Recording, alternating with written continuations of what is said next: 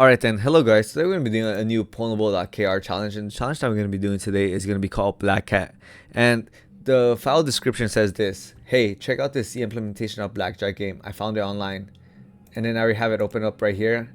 And next we have, I would like to give my flags to a millionaires. How much money you got?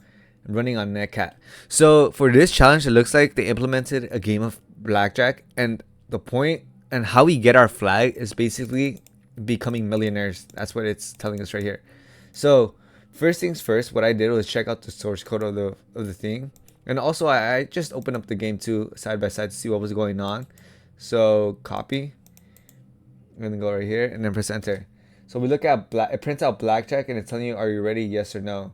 And then after that I click yes, and it gives us three options: enter to begin the greatest game ever played, 2 to see the complete listing of rules, 3 to exit. So if I press, I'll try 3 and see what it does. That just exits the game right away, so we know 3 is probably not the way of like abusing this. So I'll try again and then press yes, and I'll just press no and say just explain us the rules. That's about it for blackjack. That's what it seems like for the most part. And then press yes. Are you ready? Yes.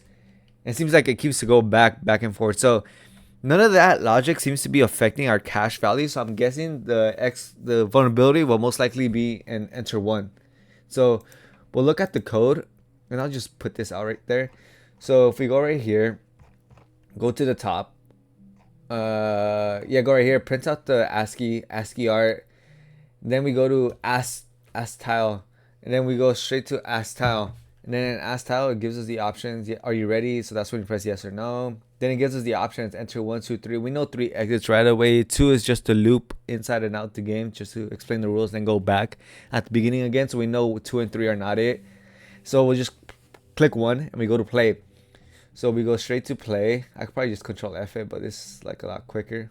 Play. So right here, this is where it gets started. So we get to enter a cash amount, and then it generates a random card, I'm guessing, for both the player and the user. And after that, compute the player total. So I guess how many times we play the game. Oh no, wait, player total.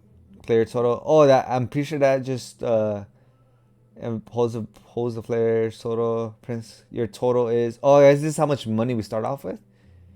Yeah, it seems like it.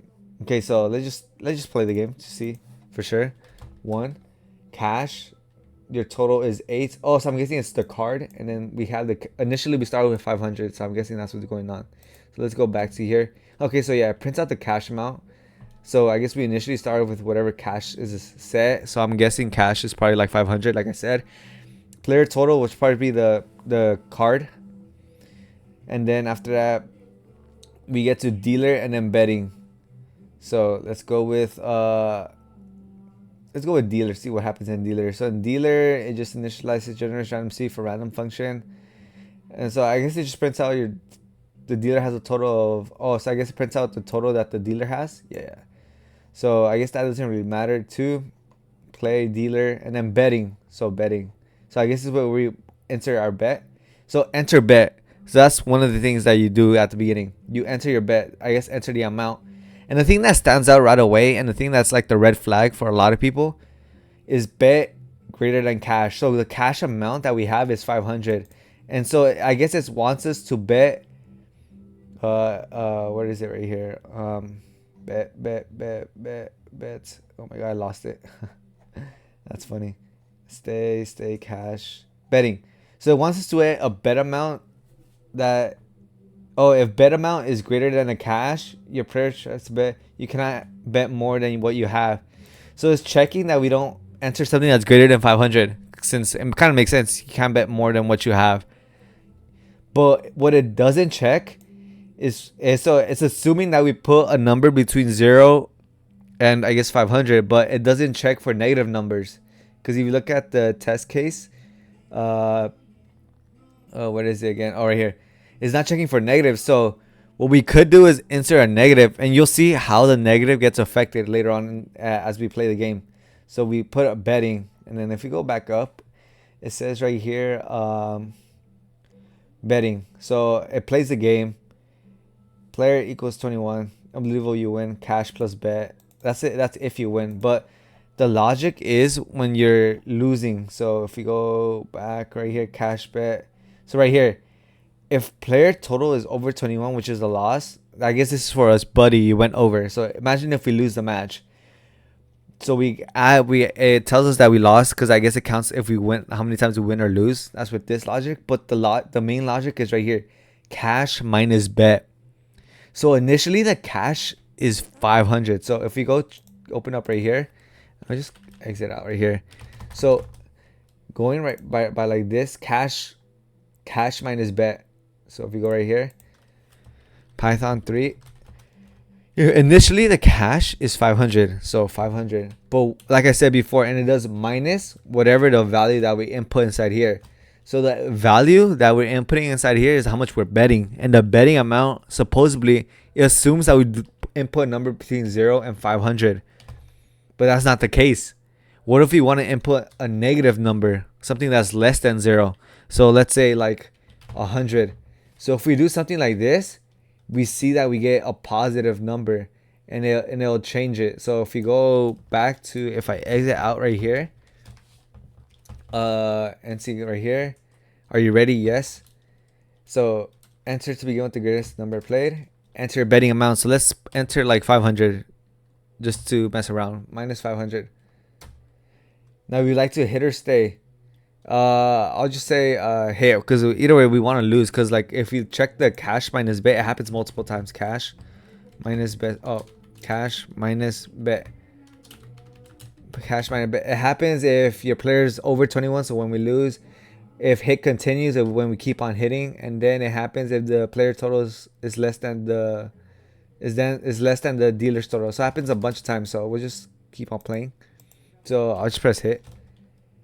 Just keep on hitting. So I guess we lose. Hit. Oh, buddy went over. Awesome. We like to play again, and I'll press yes. And see, look, our cash value went up to 1,000. So that was pretty cool. So I guess the point of here, oh yeah. So anyway, so now we know that we're able to increase our cash value, but the whole point of this challenge is become millionaires. So we wanna bet like a large amount. So right now I'll just initially put in like 1 million. So 1 2 3 1 2 3. So that should be more than 1 million, because it's 1 million right here, and then I think 1,000 in cash. So that should be over 1 million. So we press enter bet amount. We like to hit or stay. We'll just stay.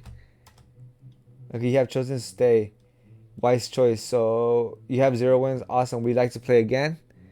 So if I press yes, it's like, yay, I'm a millionaire. We get the flag, and we get a value over 1 million.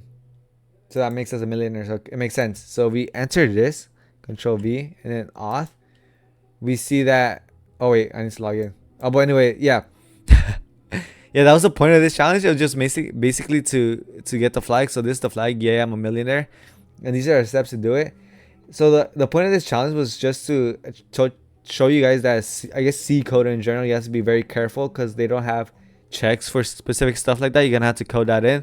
So that's why that's where the whole joke comes in, that C or C++ code is very I guess vulnerable, because like, or like very like it doesn't check.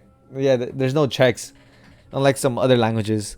But most of the time you're gonna have to code this kind of stuff. So anyway, this is a really cool challenge overall. Hopefully you guys enjoyed it, and I'll be back to doing the Lord of the SQLi challenges soon.